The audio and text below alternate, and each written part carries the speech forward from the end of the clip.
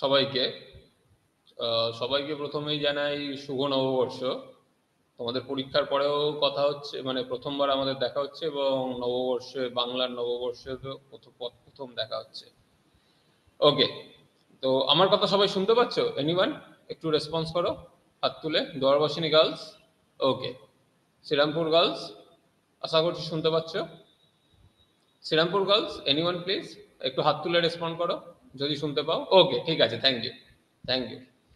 আগের দিনকে আমার যতদূর মনে পড়ছে, আমরা অনেকগুলো মাঝখানের ক্লাস পেরিয়ে আজকে হচ্ছে কি মিট করছি। খুব সম্ভবত আমরা হার্ট নিয়ে আলোচনা করছিলাম, ক্লাস 9-এর হার্টের বেসিক স্ট্রাকচার, সেটা নিয়ে আমরা আলোচনা করেছিলাম লাস্ট ক্লাসে। সংবহন নিয়ে, রক্ত সংবহন নিয়ে আমরা আলোচনা করেছিলাম। আজকে সেই সংবহনেরই আরেকটা হচ্ছে কি অ্যাডভান্স আমরা একটা জিনিস দেখব, সেটা হচ্ছে গিয়ে electrical activity of the heart. হার্টের ভেতরে হৃদস্পন্দন বা ইলেকট্রিক্যাল অ্যাক্টিভিটি কিভাবে সঞ্চারিত হয়। আমি আমার স্ক্রিনটা শেয়ার করছি, আশা করছি তোমরা স্ক্রিনটা দেখতে পাচ্ছ। Can you see the screen? Anyone please একটুখানি হাত তুলে। দেখতে পাচ্ছ? হ্যাঁ, ওকে, থ্যাংক ইউ। লাস্ট দিনকে আমরা আলোচনা করেছিলাম হচ্ছে গিয়ে রক্ত সংবহন নিয়ে, কোথা থেকে কিভাবে সেই রক্তগুলো কোন শিরা বা ধমনী দিয়ে কোথায় পৌঁছচ্ছে। কিন্তু এই রক্তটা কেন পৌঁছচ্ছে সেটা বুঝতে গেলে যেটা দরকার জানা, সেটা হচ্ছে গিয়ে ইলেকট্রিক্যাল অ্যাক্টিভিটি। এবারে ভাবো, আমাদের যখন একটা বাড়িতে লাইট জ্বালানোর বা ফ্যান চালানোর দরকার পড়ছে, তখন আমরা একটা সুইচ টিপছি, সুইচটা অন করছি, সঙ্গে সঙ্গে ফ্যানটা বা লাইটটা জ্বলছে, বা সেটা আবার কারেন্টটাকে সুইচটা টিপে অফ করে দিলে কারেন্ট ফ্লোটা বন্ধ হয়ে যাচ্ছে এবং সেগুলো চলছে না, বন্ধ হয়ে যাচ্ছে। তো সেরকমই একটা অদ্ভুত ইলেকট্রিক্যাল সিস্টেম আমাদের রয়েছে কোথায়? হৃৎপিণ্ডে। এবং হৃৎপিণ্ডের গঠনটা যদি তোমরা হচ্ছে কি তোমরা সবাই জানো যে হৃৎপিণ্ডটা হচ্ছে কি বেসিক্যালি একটা পেশি, একটা মাংসপেশি। অলিন্দটাও একটা মাংসপেশি দ্বারা তৈরি, নিলয়টাও একটা মাংসপেশি দ্বারা তৈরি, যেটাকে বলা হচ্ছে হৃৎপেশি। এবং পেশির সংকোচন এবং প্রসারণ নিয়ন্ত্রণ করে আমাদের স্নায়ুতন্ত্র মূলত। তো সেই স্নায়ুতন্ত্র যে আমাদের নিউরনগুলো রয়েছে, যেমন আমাদের হাতটা আমি নাড়বো, আমি যখন হেঁটে কোথাও যাচ্ছি, বা আমি যে খাচ্ছি, বা সেই সব কটা কাজের করার জন্য যে আমার যে হাত এবং পায়ের পেশিগুলো সংকুচিত এবং প্রসারিত হচ্ছে একটা নির্দিষ্ট ম্যানারে, তাহলে সেইটা হচ্ছে যেমন একটা কিছু স্নায়ুতন্ত্র নিয়ন্ত্রণ করছে, সেরকম হৃৎপিণ্ডের সংকোচন আর প্রসারণটাকেও নিয়ন্ত্রণ করছে। কে নিয়ন্ত্রণ করছে? আমাদের কিছু নিউরন আছে স্নায়ুর মতো কিছু স্নায়ু রয়েছে, সেগুলো দুটো লোকেশন থেকে, দুটো জায়গা থেকে নিয়ন্ত্রণ হয়। তার মধ্যে প্রধানত প্রথম যেটা হচ্ছে গিয়ে, সেটা হচ্ছে গিয়ে আমরা বলছি এসএ নোড, সাইনো আর্ট্রিয়াল নোড। এটা একটা নোড যেখান থেকে হচ্ছে গিয়ে আমাদের হৃদস্পন্দনটা করানোর জন্য যে ইনফরমেশন, যে উদ্দীপনাটা তৈরি করছে হচ্ছে গিয়ে এসএ নোড। সেই এসএ নোড থেকেই কিছু নিউরন গিয়ে আরেকটা জায়গাকে উদ্দীপিত করছে, সেটার নাম হচ্ছে আর্ট্রিও ভেন্ট্রিকুলার নোড বা এভি নোড। এসএ নোড যেহেতু উদ্দীপনাটা তৈরি করছে, এসএ নোডকে বলা হয় পেসমেকার কোষ। এসএ নোডকে কি বলা হয়? পেসমেকার সেল বা পেসমেকার কোষ বলা হয়।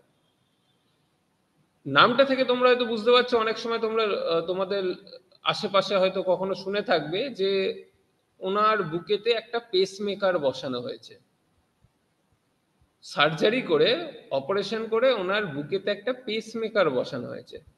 তো এই পেসমেকার জিনিসটা কি, কেন সেটাকে পেসমেকার? কারণ হচ্ছে গিয়ে যে তার হার্ট বা তার হৃৎপিণ্ড ওই সংকোচন প্রসারণ করার জন্য যে উদ্দীপনাটা দরকার সেটা তৈরি করতে পারছে না। কে পাচ্ছে না? এসএ নোড পাচ্ছে না হয়তো।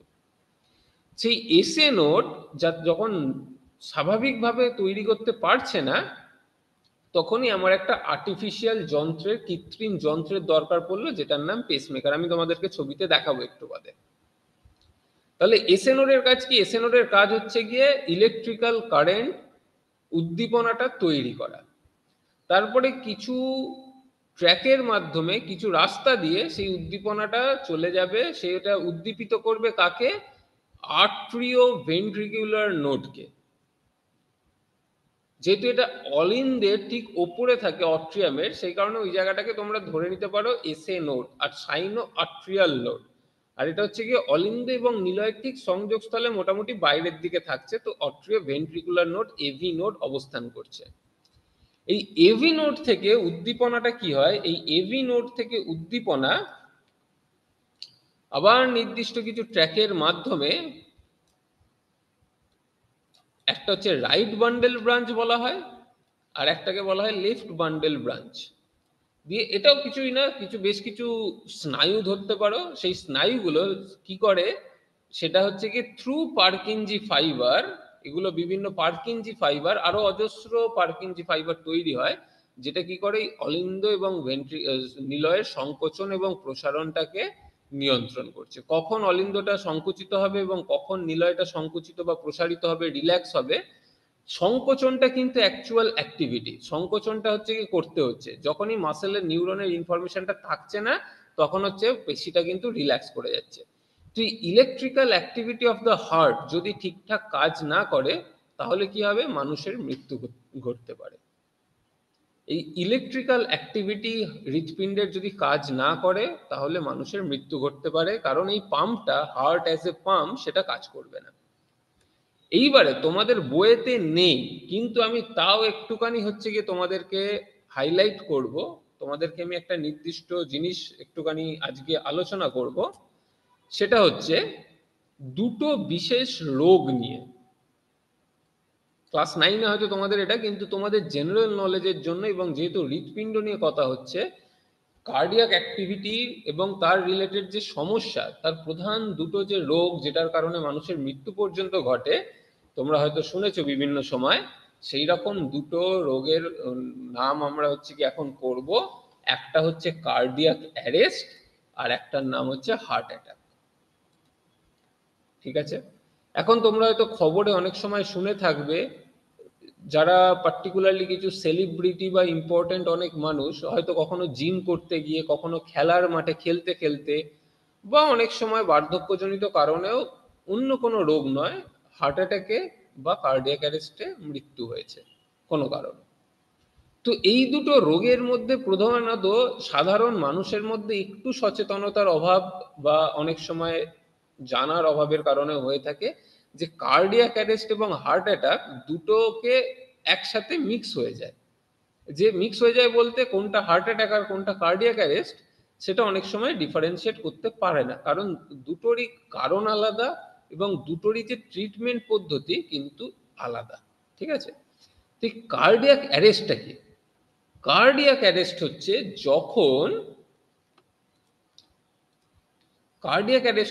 যখন হৃৎপিণ্ড কাজ করা, মানে ইলেকট্রিক্যাল অ্যাক্টিভিটিটা হৃৎপিণ্ডের ব্যাঘাত ঘটেছে, এবং এসএ নোড বা এভি নোডের কার্যকলাপে ব্যাঘাত ঘটার ফলে হৃৎপিণ্ডের অলিন্দ এবং নিলয়টি স্বাভাবিকভাবে সংকুচিত বা প্রসারিত হচ্ছে না, এবং সেটা সংকোচন প্রসারণ বন্ধ হয়ে গেছে, তখন তাহলে সেটা হবে হচ্ছে কি cardiac arrest. Cardiac activity arrest মানে বন্ধ হয়ে গেছে। হার্ট অ্যাটাকটা কি? হার্ট অ্যাটাকটা মূলত হচ্ছে যখন when you have a lack of blood flow to the heart। এবারে তাহলে ল্যাক অফ ব্লাড ফ্লোটা কি জিনিস? তোমরা জানো যে আমাদের প্রত্যেকটা অঙ্গেরই কাজ করার জন্য তার নিজস্ব একটা রক্ত সাপ্লাইয়ের দরকার পড়ে। রক্তটা কেন সাপ্লাইয়ের দরকার পড়ে? কারণ প্রধানত সেই অঙ্গটার দরকার অক্সিজেন এবং প্রপার নিউট্রিয়েন্ট। যদি সেই রক্তটা যদি সেই জায়গায় বাহিত হয়ে যেতে না পারে, তাহলে কি হবে, সেই নির্দিষ্ট অঙ্গটা না তো অক্সিজেন পাবে, না তো নিউট্রিয়েন্টটা পাবে, যেটা ওই অঙ্গটার কাজ করার জন্য দরকার। সেই কারণে হচ্ছে গিয়ে হার্ট অ্যাটাক। হার্ট অ্যাটাক কখন? হৃৎপিণ্ডের ভেতরে তো রক্ত যাচ্ছে, কিন্তু হৃৎপিণ্ডের পেশিগুলো কাজ করার জন্য যে নিউট্রিয়েন্ট বা যে অক্সিজেনটা দরকার, সেইটা যে সাপ্লাই করছে রক্তটা, সেই রক্তটাই যেতে পারছে না। হৃৎপিণ্ডের ভেতরে রক্ত পৌঁছচ্ছে superior vena CAVA, inferior vena CAVA দিয়ে, তারপরে ওখান থেকে অলিন্দ থেকে নিলয়ের মধ্যে যে ভালভ দিয়ে যায়, বাইকাসপিড বা ট্রাইকাসপিড ভালভ দিয়ে, বা ওদিকে হচ্ছে পালমোনারি ভেন দিয়ে যখন, পালমোনারি আর্টারি দিয়ে যখন, পালমোনারি ভেন দিয়ে যখন রক্ত হচ্ছে গিয়ে লেফট অট্রিয়ামে ঢুকছে, সেখান থেকে লেফট ভেন্ট্রিকেলে পৌঁছচ্ছে, এই সবগুলোর ভেতরে কিন্তু রক্ত যথেষ্ট রয়েছে। কিন্তু হৃৎপিণ্ডটা কাজ করার জন্য যে রক্তটার দরকার, সেই রক্তটা কিন্তু পাচ্ছে না। কেন? তার কারণ অনেক সময় তোমরা শুনে থাকবে লিপিড বলে একটা কথা, লিপিড বা ফ্যাটের কথা। হাই ট্রাইগ্লিসারাইড, কারোর যদি বহুদিন ধরে ট্রাইগ্লিসারাইডের মাত্রা বা কোলেস্টেরল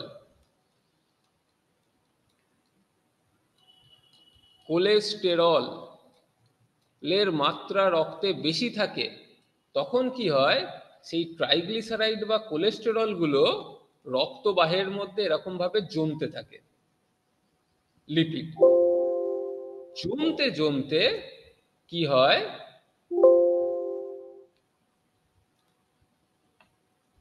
তোমরা কি দেখতে পাচ্ছ? এনিওয়ান একটুখানি রেসপন্ড করো। Can you see the screen? আমার কথা কি শোনা যাচ্ছে পুরোপুরি?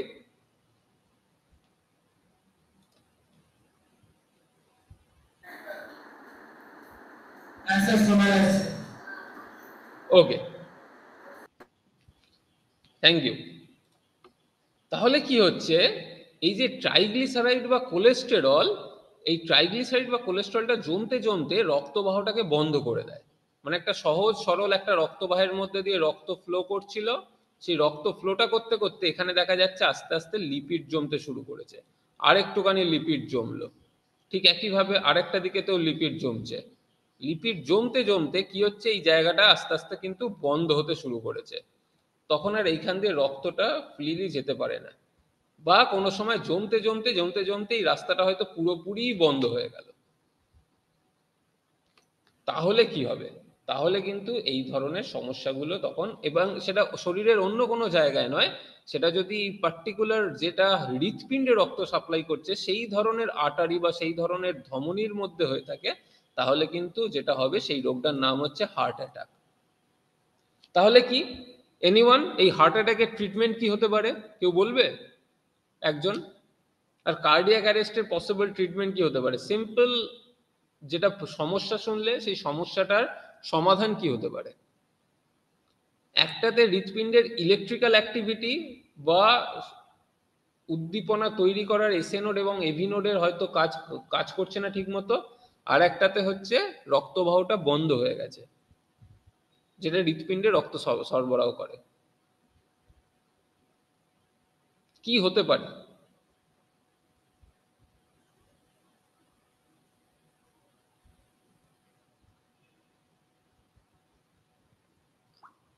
এনিওয়ান?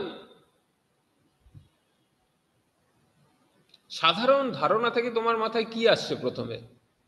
একটা পাইপের মধ্যে জল যাচ্ছে না, তুমি সেই পাইপটাকে কি করবে? কোনো একটা তার দিয়ে বা কোনো একটা লাঠি দিয়ে ভেতরটাতে একটুখানি চেষ্টা করবে খুঁচিয়ে খুঁচিয়ে দেখার, যে যদি ময়লাটা বেরিয়ে যায়, তাই তো? ঠিক সেই রকমই হচ্ছে গিয়ে কাজটা করা হয় অনেকটা হার্ট অ্যাটাকের ক্ষেত্রে, কিন্তু জিনিসটা অতটা সহজ নয়। ওখানে কি করা হয়, একটা স্টেন বলে তোমরা হয়তো নাম শুনেছো, আমি আসছি এরপরে।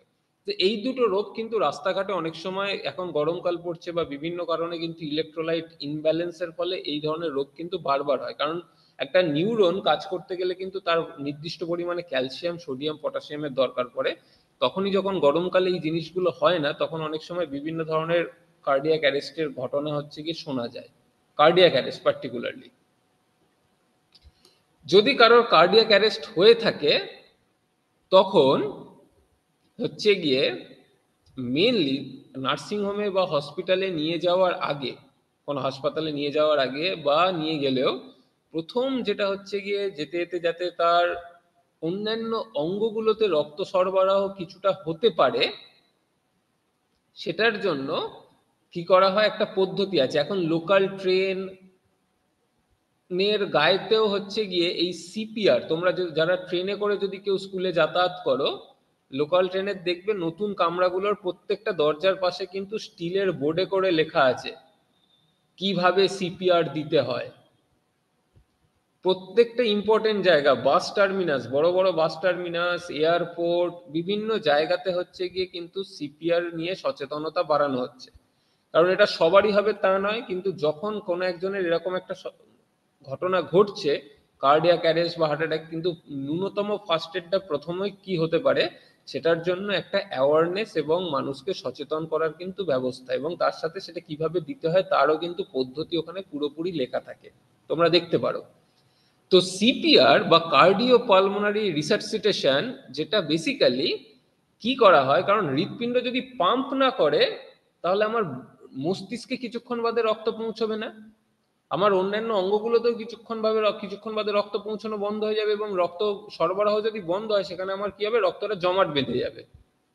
কিন্তু ন্যূনতম হসপিটাল অব্দি নিয়ে যাওয়ার আগেও ইমিডিয়েটলি যদি সিপিআর দিতে স্টার্ট করা হয়, সিপিআরটা কি একটা মেকানিক্যাল পদ্ধতি, আমি চাপ দিয়ে বুকের ওপরে প্রচন্ড রকম ভাবে বল প্রয়োগ করে আমি হৃৎপিণ্ডটাকে চাপছি, যাতে হৃৎপিণ্ডর ভেতর থেকে রক্তটা বাইরে যেতে পারে, এবং আবার যখন একটু রিল্যাক্স হবে, যখন হাতটা তোলা হচ্ছে তখন আবার হৃৎপিণ্ডটা একটুখানি প্রসারিত হওয়ার সুযোগ পাচ্ছে, তখন আবার কিছুটা রক্ত ভেতরে ঢুকবে ইনফিরিয়ার এবং সুপিরিয়ার ভেনা কাভা দিয়ে, ঊর্ধ্ব মহাশিরা এবং নিম্ন মহাশিরা দিয়ে রক্তটা ঢুকলো, আবার আমি চাপ দিচ্ছি, আবার রক্তটা চাপে, হৃৎপিণ্ড নিজে আর কাজ করতে পারছে না, কিন্তু সেই চাপের ফলে রক্তটা হচ্ছে কি একটা প্রকোষ্ঠ থেকে আরেকটা প্রকোষ্ঠে বা ধমনী বা শিরার মধ্যে যাতে প্রবেশ করতে পারে, এই ঘটনাটাকে করা হয়।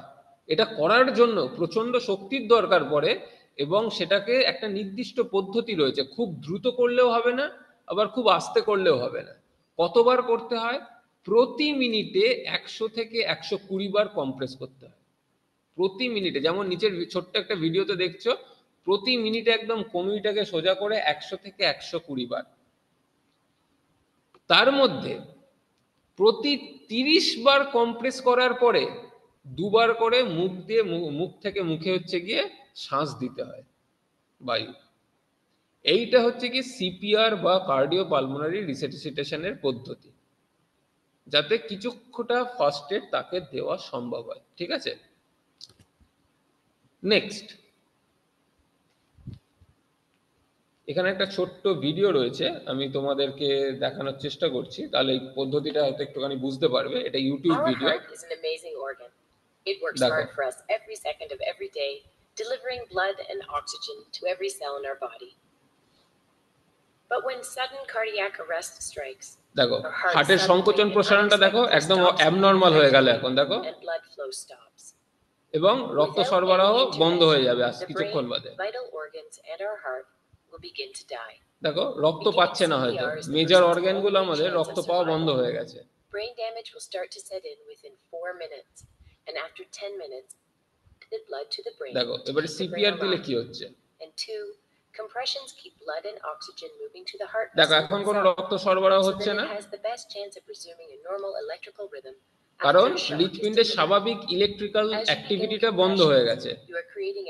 তাহলে আর্টিফিশিয়ালি দিলে কি হবে, আমি চাপ দিয়ে দিয়ে হৃৎপিণ্ডটাকে চাপছি যাতে রক্তটা ফিল হতে পারে এবং রক্তটা কিছুটা ভাবে সবকটা অর্গানে কিছুক্ষণ যেতে পারে। It does take time to get the blood moving with CPR, so it is very important to push hard and push fast to build the pressure up. দ্রুত করতে হয়, 100 থেকে 120 বার যাতে প্রতি মিনিটে হয়।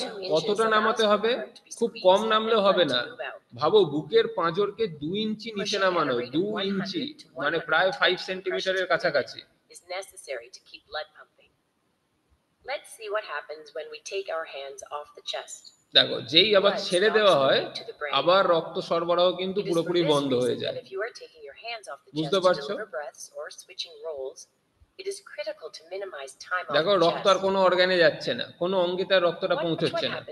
কিন্তু যদি খুব আস্তে আস্তে যদি ডিপ প্রেস না হয়, জোরে প্রেস করা না হয় পর্যাপ্ত পরিমাণে, তাহলে সেই রক্তটা কিন্তু পুরোপুরি যাবে না, যাবে আবার ব্যাক করে ফিরে আসবে। খুব আস্তে আস্তে প্রেস করলে হচ্ছে কি হবে না, খুব দ্রুত প্রেস করলে হবে না, ওটা একদম স্ট্যান্ডার্ড 100 থেকে 120 বারই করতে হবে। এইটা হচ্ছে সিপিআর দেওয়ার পদ্ধতি। ঠিক আছে,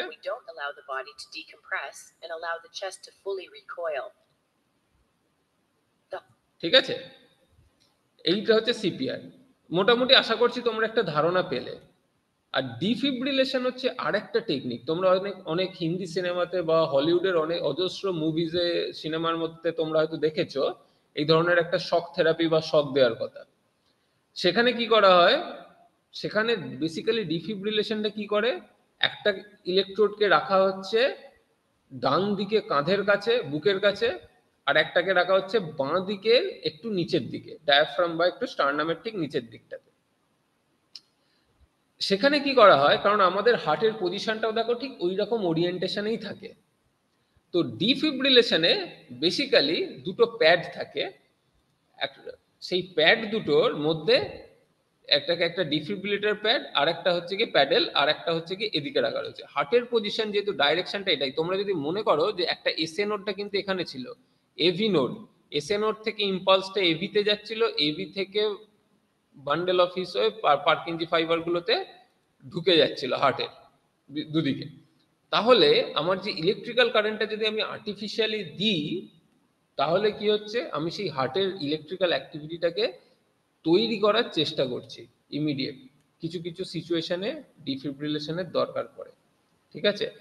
ইমার্জেন্সি মেডিসিন বা বিভিন্ন এখন বড় বড় স্টেশন এয়ারপোর্টে কিন্তু ডিফিব্রিলেশন হচ্ছে গিয়ে রাখা থাকে, কিন্তু সেটা প্রয়োগ করার জন্য কখনো কখনো নলেজেরও দরকার পড়ে, ঠিক আছে, যে কি কতটা দেয়া হবে। যখন দেয়া হচ্ছে তখন কেউ তাকে বডিটাকে টাচ করে থাকবে না, পেশেন্টের বডিকে, নাহলে তারও হচ্ছে কি কিন্তু একটা হাই শক সেও ফেস করতে পারে। তো একটা হাই ভোল্টেজের কারেন্ট হচ্ছে কি পাস করানো হয়। এই দুটো গেল, দেখো তাহলে দুটোই হচ্ছে কি ইলেকট্রিক্যাল অ্যাক্টিভিটি ওরিয়েন্টেড। যদি আমার কোনো প্রবলেম হয়, মানে কার্ডিয়াক অ্যারেস্ট হচ্ছে, তখন কিন্তু আমাকে ডিফিব্রিলেশন ইমিডিয়েটলি দিয়ে হয়তো যতক্ষণ না আমি তাকে হসপিটাল বা অন্য কোনো জায়গায় নিয়ে যেতে পারছি বা কোনো একটা ওষুধ মেডিসিন প্রয়োগ করতে পারছি ডাইরেক্টলি, যেখানে আমার হার্টটার আবার সচল করা যায়, ততক্ষণ তার আগে পর্যন্ত একটা ডিফিব্রিলেশন প্রয়োগ করা হয়। আর যদি ইলেকট্রিক্যাল অ্যাক্টিভিটি কাজ না করে, তখন কি করা হয়, ডিফিব্রিলেট করা হলো, তার সাথে যদি হসপিটালে পৌঁছানো যায় থ্রু সার্জারি কি করা হয়, বা যদি বোঝা যায় যে ইসিজি বা ইকো করে যে হার্টের অ্যাক্টিভিটি অবনতির দিকে যাচ্ছে, তখন পেসমেকার নামক একটা যন্ত্র আগে থেকেই বসিয়ে দেওয়া যায়, বা কোনো সময় ইমার্জেন্সি সিচুয়েশনও বসানো হয়। সেই পেসমেকার যন্ত্রটা কি করে, বেসিক্যালি হচ্ছে কি মাসেলগুলো, এই পেশিগুলোতে গিয়ে কারেন্টটাকে সাপ্লাই করে। ওটা আর কিচ্ছু নয়, ওর পেসমেকারের প্রধান কাজ হচ্ছে গিয়ে ইলেকট্রিক্যাল অ্যাক্টিভিটি যেটা হার্ট ন্যাচারালি আমাদের বডি তৈরি করতে পারছে না, সেটাকে হচ্ছে গিয়ে তৈরি করা। কিভাবে জানা যায় যে হার্টের কার্যকলাপ ঠিকঠাক হচ্ছে কি হচ্ছে না, সেটার জন্য খুব সহজেই বেশ কিছু হচ্ছে গিয়ে ইসিজি, ইলেকট্রোকার্ডিওগ্রাফি বলে একটা টেকনিক আছে, পদ্ধতি আছে, সেটার মাধ্যমে আমরা হচ্ছে গিয়ে জানতে পারি যে ইলেকট্রিক্যাল অ্যাক্টিভিটি হার্টের ঠিকঠাক মতো হচ্ছে কিনা, ঠিক আছে, ইলেকট্রিক্যাল অ্যাক্টিভিটি অফ হার্ট ঠিকমতো হচ্ছে কিনা। আর দ্বিতীয়ত, তাহলে এখানে এগুলো তো গেল কার্ডিয়াক অ্যারেস্টের কথা। তাহলে হার্ট অ্যাটাক হলে, যেখানে রক্তবাহটা বন্ধ হয়ে গিয়েছিল লিপিডের দ্বারা, ট্রাইগ্লিসারাইড বা কোলেস্টেরল জমতে জমতে, তাহলে সেক্ষেত্রে কি হবে, সেক্ষেত্রে কিন্তু একটা সার্জিক্যাল প্রসিডিওর রয়েছে, হসপিটালে নিয়ে গিয়ে সেই যে জায়গায় ওই রক্তবাহটা বন্ধ হয়ে গেছে সেখানে একটা স্টেন বলা হয়, একটা কি বলবো জালির মতো সেখানে ঢুকিয়ে দেওয়া হয়, দিয়ে ঠেলে দেওয়া হয়, যার ফলে রক্তবাহটা একটু বড় হয়ে যায়, মানে যেটা আগে স্বাভাবিক অবস্থায় যে সাইজটা বা যে ডায়ামিটারটা ছিল, যে ব্যাসার্ধ বা ব্যাস যেটাই বলো না কেন, যতটা ছিল সেই রকম একটা আকৃতি বা আকারে পৌঁছে যায়, যার ফলে সেখান থেকে রক্ত স্বাভাবিকভাবে বাহিত হতে পারে। তাহলেই সেটা হচ্ছে গিয়ে ট্রিটমেন্ট করা সম্ভব। ওকে। বা খুব এক্সট্রিম হলে কখনো কখনো হচ্ছে গিয়ে সেই রক্তবাহটাকে কেটে অন্য শরীরের অন্য কোনো অংশ থেকেও রক্তবাহ নিয়ে এসে সেই জায়গাটাতে হচ্ছে গিয়ে লাগানো হয়, সেটারও হচ্ছে গিয়ে আরেকটা প্রসিডিওর রয়েছে। ঠিক আছে, তো ইসিজি করলে কি হয়, বেসিক্যালি ইসিজি করলে এই ধরনের একটা স্পন্দন তৈরি হয়, কিন্তু অ্যাবনর্মাল ইসিজির ক্ষেত্রে কখনো কখনো এটা দেখা যায় যে উল্টো, কখনো এই জায়গাটা হয়তো খুব বেশি উঁচু, বা এইখান থেকে হয়তো অনেকটা দূরে গিয়ে আর একটা হৃদস্পন্দন তৈরি হয়েছে। এ ধরনের বিভিন্ন অ্যাবনর্মালিটি হচ্ছে কি ইসিজির মধ্যে দেখা যায়, যেটা থেকে আমরা ইন্টারপ্রিট করতে পারি, সিদ্ধান্তে পৌঁছতে পারি যে তার হার্টের কি ধরনের সমস্যা হচ্ছে। যেমন এই প্রথম যেটাকে বলা হয় পি ওয়েভ, যেটা বেসিক্যালি আর্টেরিয়াল ডিপোলারাইজেশন, মানে অলিন্দের সংকোচনটাকে ইন্ডিকেট করে, ঠিক আছে, অলিন্দ সংকুচিত হয়েছে। ভেন্ট্রিকুলার ডিপোলারাইজেশন যেটা হচ্ছে কি, প্রশ্ন ছিল হ্যাঁ বলো। স্যার ইসিজি এর ফুল ফর্মটা কি? ইলেকট্রোকার্ডিওগ্রাফি। এই গ্রাফে যখন উঠছে গ্রাফি বা পদ্ধতিটাকে ইলেকট্রোকার্ডিওগ্রামও বলা হয়। ইলেকট্রোকার্ডিওগ্রাম, ইলেকট্রোকার্ডিওগ্রাফি, ঠিক আছে। গ্রাম হচ্ছে পেপারটা, আর পদ্ধতিটা হচ্ছে ইলেকট্রোকার্ডিওগ্রাফি। স্পেলিংটা আমি আগের আরেকবার দেখিয়ে দিচ্ছি। ইসিজির পুরো কথা হচ্ছে ইলেকট্রোকার্ডিওগ্রাফি। ইসিজি, ই কার্ডিও মানে হার্ট, ইলেকট্রিক্যাল, কার্ডিও, আর কি করা হচ্ছে গ্রাফ পেপারের ওপরে বিভিন্নভাবে দেখা হচ্ছে, সিম্পল। তো গ্রাফি, ইসিজি। ওকে,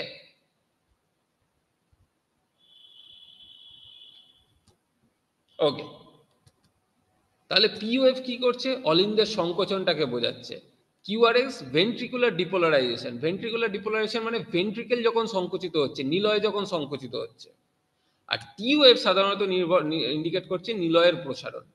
তো এইখানে যদি কোনো একটা ওয়েভে গন্ডগোল হয়, তাহলে সেখানে বা কোনোটা হয়তো দেরি হচ্ছে হতে, তাহলে এখানে, কারণ এখানে তোমরা হয়তো ক্লাস 9-এ আশা করি গ্রাফ পেপারের ওপরে বিভিন্ন ধরনের অঙ্কে তোমরা গ্রাফ পেপার এর ওপরে কিছু কিছু জিনিস করছো। সেখানে নিচের দিকটা হচ্ছে কি টাইম, সময়, এদিকটা হচ্ছে সময়, টাইম। তো সেখানে যদি এই একটা গ্রাফ থেকে পি থেকে কিউআরএস কমপ্লেক্সটার দূরত্ব বেড়ে যায়, বা কিউআরএস থেকে টিটার দূরত্ব বেড়ে যায়, তখন ওগুলো বিভিন্ন জিনিসকে, বিভিন্ন রোগকে ইন্ডিকেট করে, ঠিক আছে। তো এই ধরনের একটা ঘটনা হচ্ছে কি পি কিউআরএস এর মধ্যে ঘটছে। কারণ তখন উদ্দীপনা, ইলেকট্রিক্যাল অ্যাক্টিভিটিটা প্রথমে হচ্ছে কি, দেখো পি ওয়েভের ক্ষেত্রে অলিন্দেতেই রয়েছে, কিউআরএস এ হচ্ছে কি ভেন্ট্রিকল সংকুচিত হচ্ছে, নিলয় সংকুচিত হচ্ছে।